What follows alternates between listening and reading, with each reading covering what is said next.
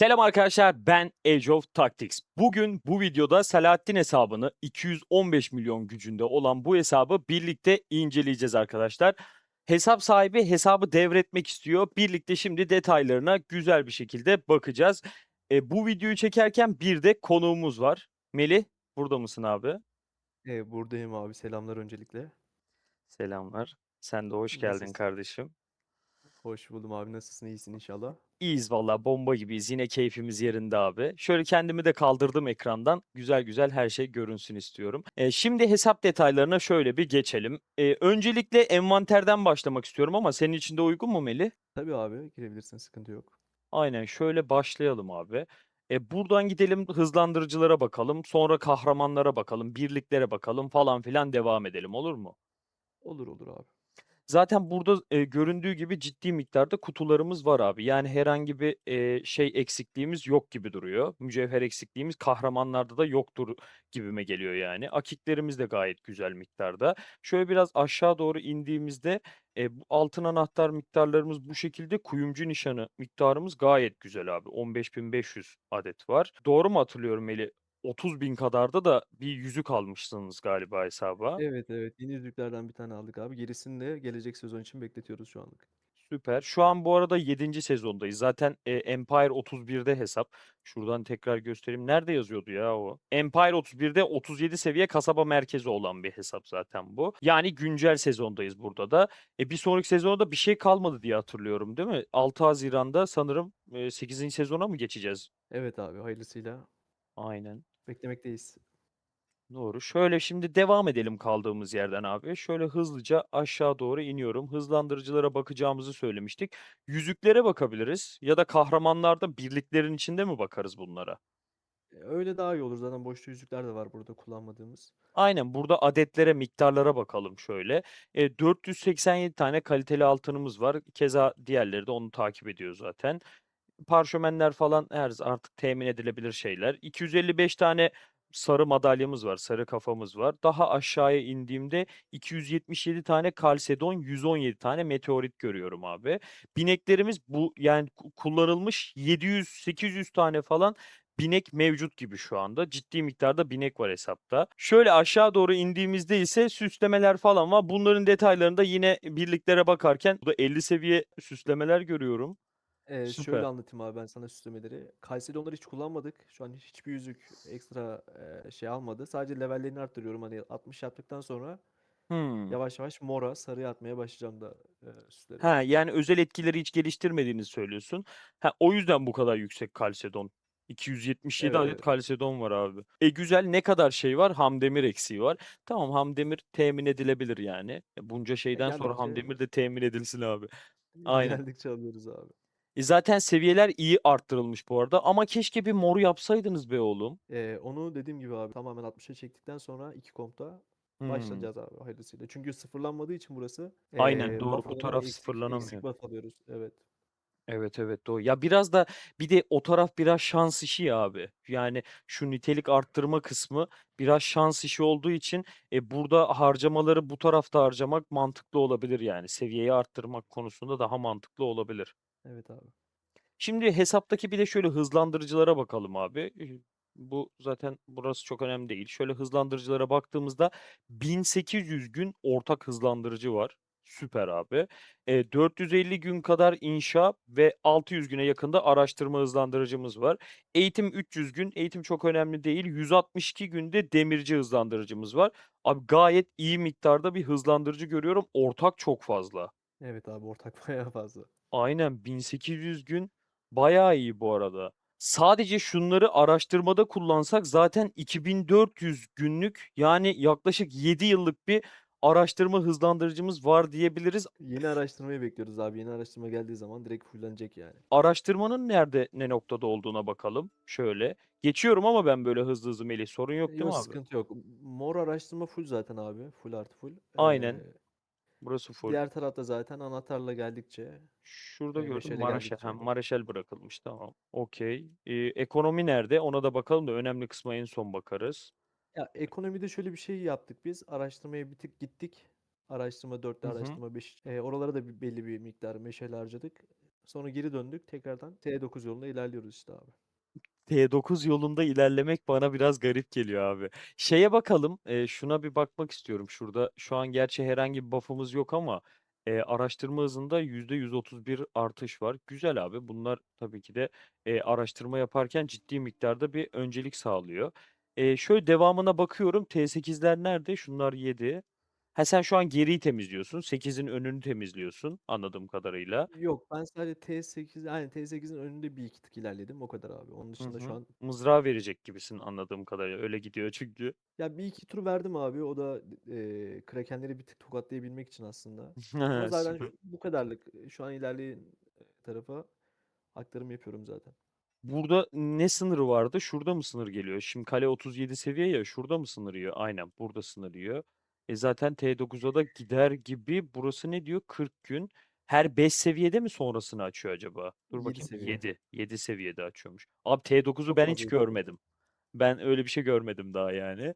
Buradan da şöyle bir kale tesislerine gidelim. Gidiyor. Şöyle buraya geçiyorum Melih. Burada Tamam da abi. aynen ikinci kısım açıldı. İkinci kısmı da merak ediyorum. Güzel. Bayağı iyi abi. Yine araştırma kısmına verilmiş ve buralarda böyle es geçilmemiş abi. Süper. Evet Şurada abi. bu zaten şey galiba kapasite. Tamam eğitim kapasitesi. Mantıklı bir noktada durulmuş. Burada da zaten gerekli bir şey yok. Süper. Full diyebiliriz Şu an abi şu an. gelen şeydi abi. İkinci kısma basmaya başladık. Aynen. Eğitim sahası.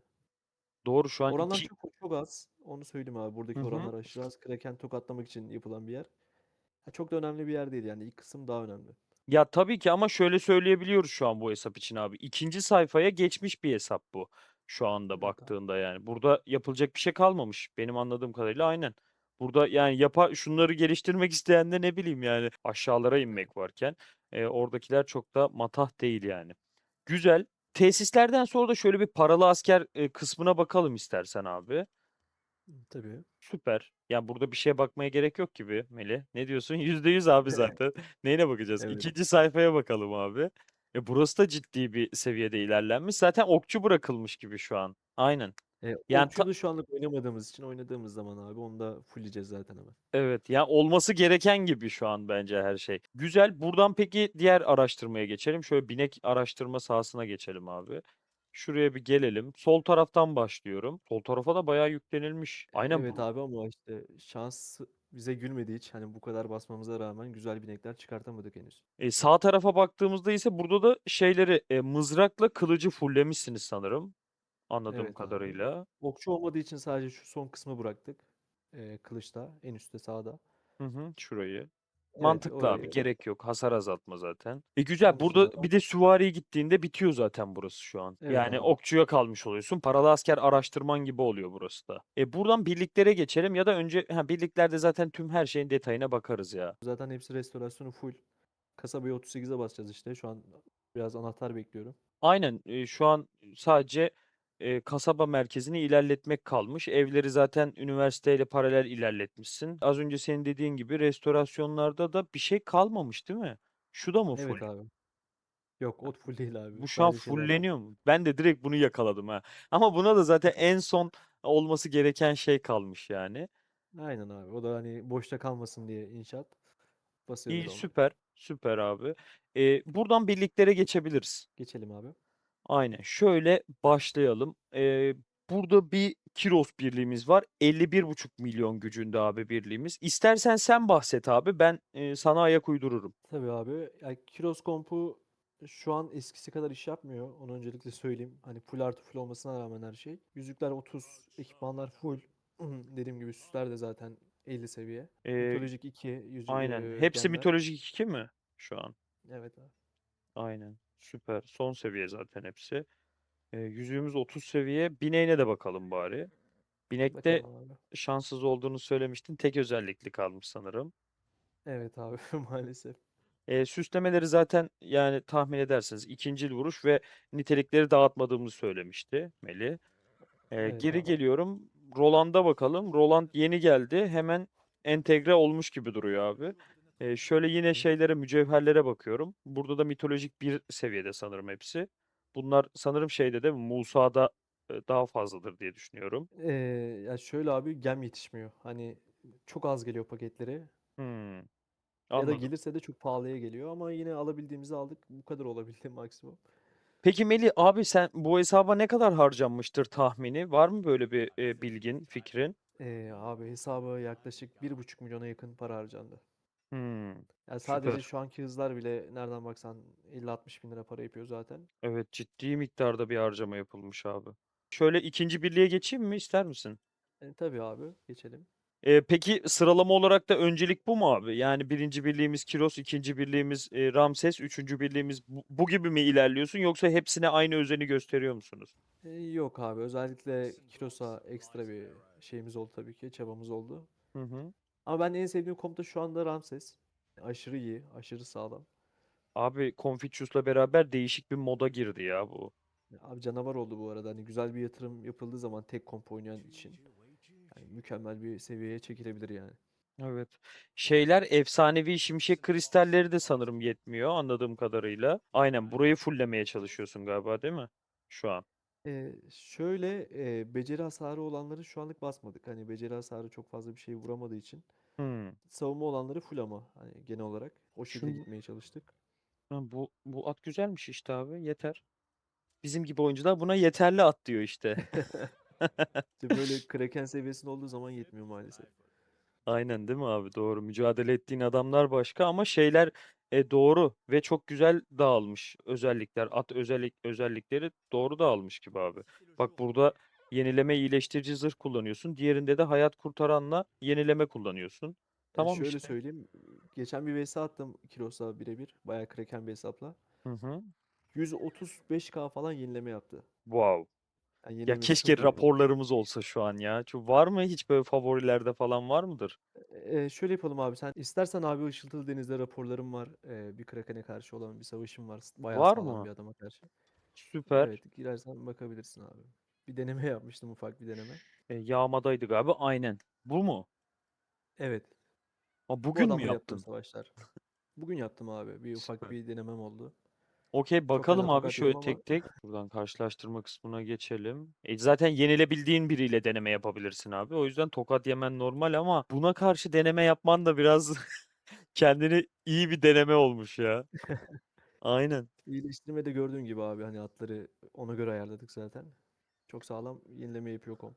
Burada şu an 112 bin yenileme görüyorum abi. Şöyle diğer raporlara da bakmak istiyorum bu arada. Şuna da bir göz atalım şöyle hızlıdan. Ha, ya yakın 100 bin ortalaması gibi hesabın sanırım.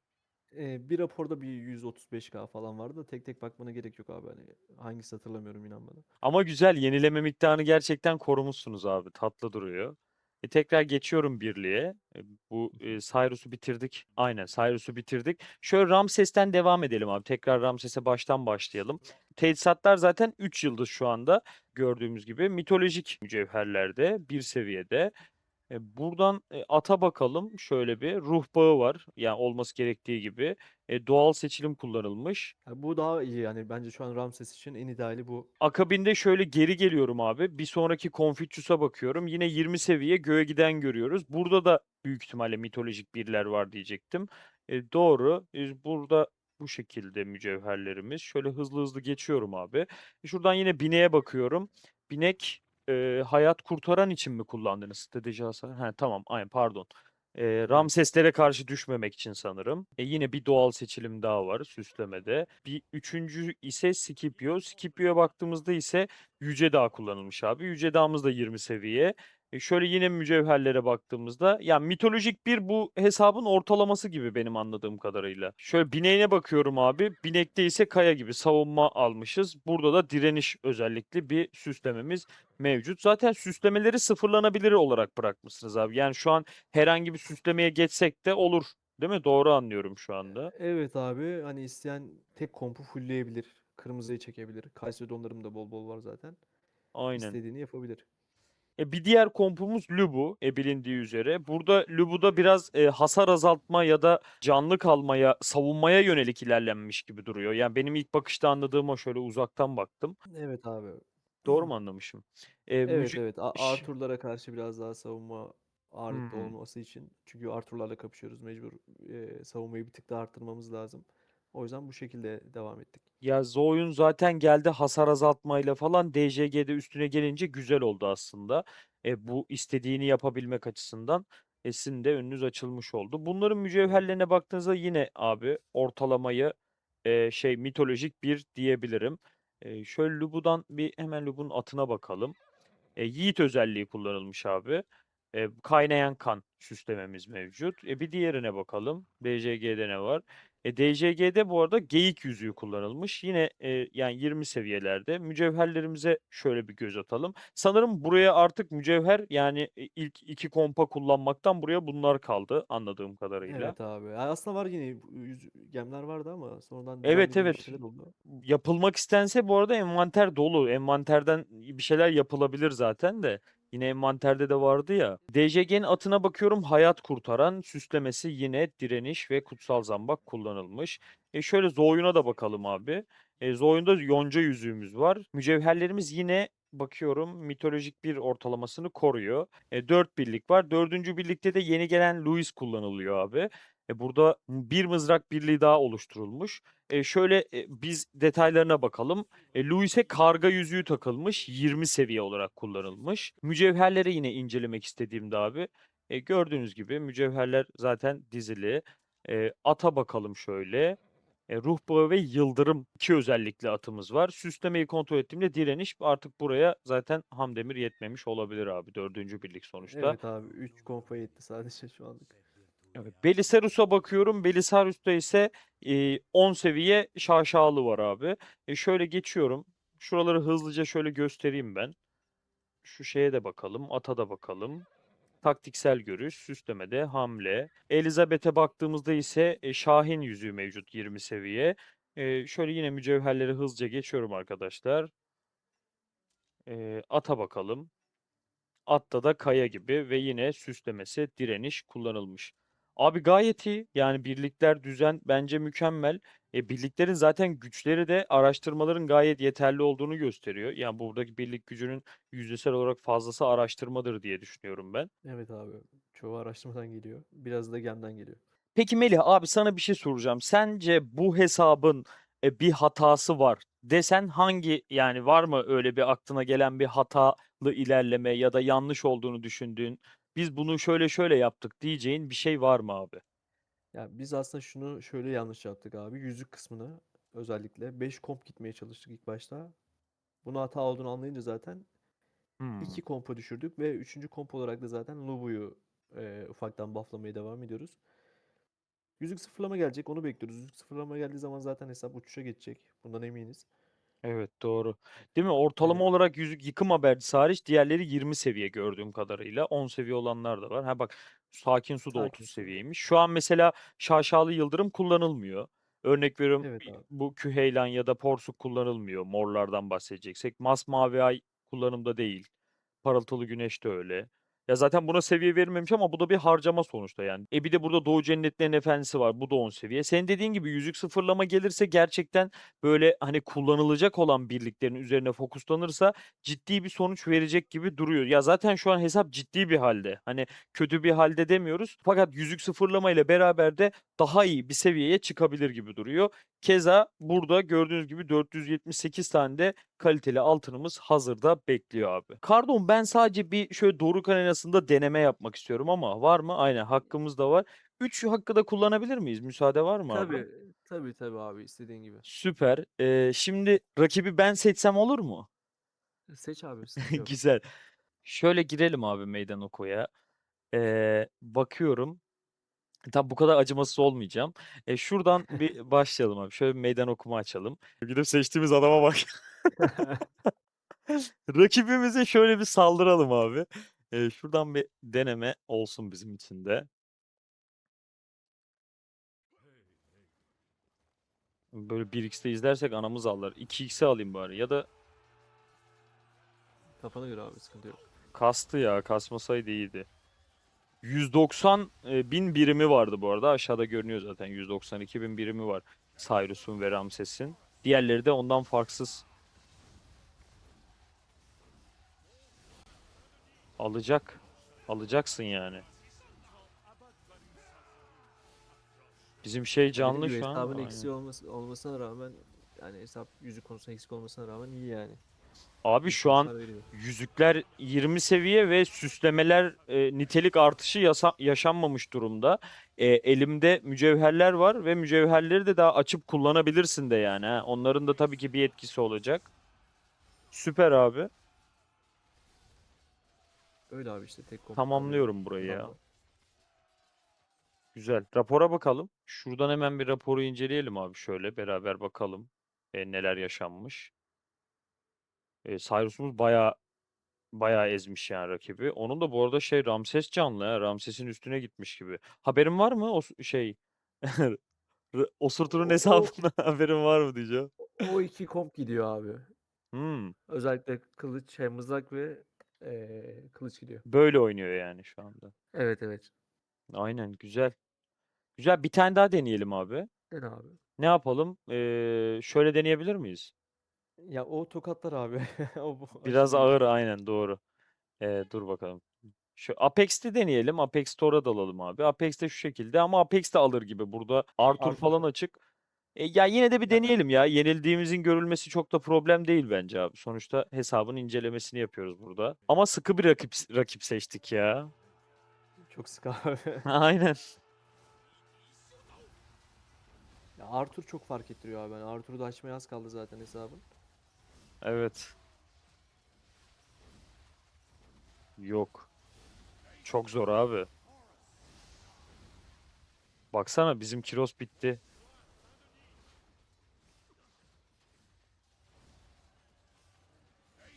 Şu Kiros'u öldürdükten sonra bir etki gösterecek miyiz acaba?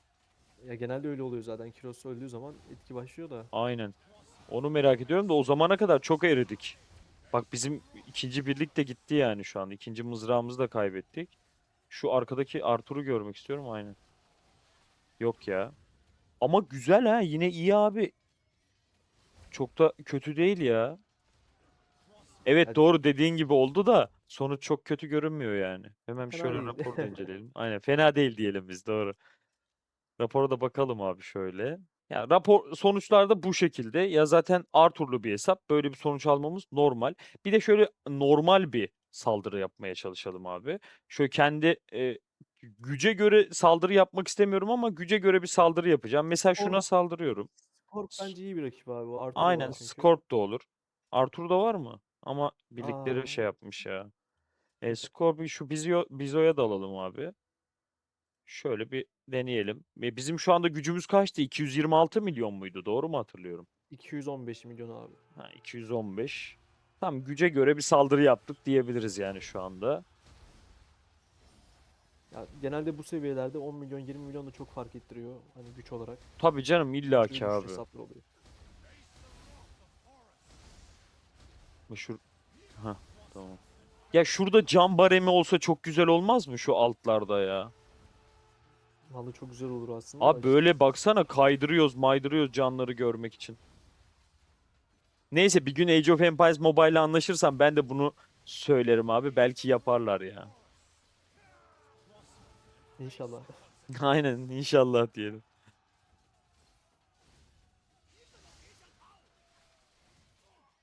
Ramses'i güçlü ha. Yani tüm yatırımını Ramses'e yapmış zaten bu hesap. Evet abi baksana. Hareket etmiyor can. Bizimkiler de ona fokuslandı anasını satayım. Bizon'un hesabı da iyiymiş bu arada. Güçlü abi hesap. Aynen. Şöyle son raporu da birlikte inceleyelim. Şöyle bakalım abi. Melih'in de dediği gibi Ramses'e fokuslanmış bir hesap bu.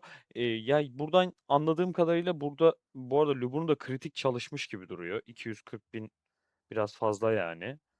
Yani bu ekranda Lubu için biraz fazla olduğunu düşünüyorum ben. Raporlarda bu şekilde abi. Ne kaldı abi? Restorasyonlara falan bakmış mıydık? Full değil mi? Bakalım abi. Aynen. Onlar full Restorasyonlar abi. full. Full demiştik doğru. Şu an şey Sur'dayız demiştik. Sur'da da zaten en sona bıraktığını söylemiştin değil mi? Aynen. Evet. Restorasyonlarımız full. Şöyle bir bineklere bakalım abi. Bir tek bineklere bakmadık galiba. Başka bir şey kaldı mı? Yani şuradaki birlik ayrıntıları falan önemli mi? 2.300.000 asker var. Hepsi T8 gibi bir şey de söylememe gerek var mı falan? Ha, isteyen basabilir abi şu an. Bir 3-4 milyon askere basabilir. Aynen aynen doğru. Şu an basılacak kadar şey de var elimizde. Şöyle bir elimizdeki bineklere de bakalım kapatalım abi. 798 tane bineğimiz var. Yani Melih'in de dediği gibi hesap binek yetiştirme, binek çiftleştirme konusunda biraz bahtsız ilerlediği için elimizdeki binekler de böyle çok güzel güzel sunacağımız binekler yok elimizde şu anda. Ama yani yapılmayacak, yapılamaz anlamına da gelmiyor abi. Burada gayet elimizde yeterli sayıda diyebileceğim kadar binek var ve gerçekten de hazır şekilde duruyor. Ya şuraya, şuradaki tüm binekleri çiftleştirmeye bir 2-3 saat harcansa ben iyi bir sonuç elde edileceğini düşünüyorum abicim. Melih Evet abi. kankam başka söylemek istediğin bir şey var mı? Şuraları da şöyle bir göstereyim isterseniz. Şöyle bu detaylarda da görünmesini istediğiniz bir şey varsa hesabı da bayağı ifşaladık ha. Derin derin inceledik valla. Şöyle bir gösterelim. Varsa burada bir şey bunlar da görünmüş olsun. Var mı abi aklında kalan bir şey? Yani şu anlık yok abi. Kahramanlar dediğim gibi isteyen başka bir komp da yapabilir. Boşta olan çok kahramanlar var. Arthur'a da bir adım yaklaştık zaten. Çok az kaldı. VIP 17'de açılıyor zaten. Böyle abi. Teşekkür ederim çağırdığın için. Ben teşekkür ediyorum kardeşim sağ olasın. Oğlum kahramanlara bakmayı unuttuk. Tüm kahramanları da şöyle bir inceleyelim de öyle gidelim bari. Şuraya bir Evet abi. geliyorum. Ne var dedik? Mulan'ımız var. PSM geç abi. Atilla var. Ahsoka, Sharman var burada. Barbarossa. Şöyle hızlıca geçiyorum ya ben. Zaten aşağıda pek bir şey kalmadı gibi ama yine de bakılsın. Ha, Geçmişinde yani diğerleri de tüm toplama kahramanlar hazır açık abi. mı abi? Açık. Hepsi mi Bağlanır açık? olmaz açtık.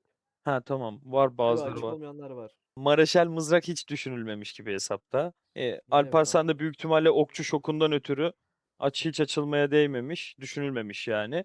Kahramanlar da bu şekilde arkadaşlar. Melih kardeşim teşekkür ediyorum. Selahattin hesabını seninle birlikte güzel bir şekilde inceledik. Ben sadece bir soru soracağım abi. Neden oyunu bırakmayı neden düşünüyoruz? Yani biz üzülüyoruz ekip olarak gidişine. Peki senin sebebin nedir? Burada pek herkese de duyurmuş olalım bari. İnan abi ben de çok üzülüyorum sizden ayrı kalacağım için ama evliyim abi ve eşim çok sıkıntı yapıyor. Çok oyuna bağlıyım çünkü. Evet. Bundan dolayı bir de işlerim güçlerim de bu aralar çok yoğun. Ya nasip olursa devredeceğim işte abi. Bakalım hayırlısı diyelim abi o zaman. O zaman ben de tekrardan sana teşekkür ediyorum abi. Buradan Era 31'e de komple selam göndermiş olalım Melih'le beraber. Evet abi. Arkadaşlar görüşmek üzere. Her zaman söylediğim gibi taktikle kalın.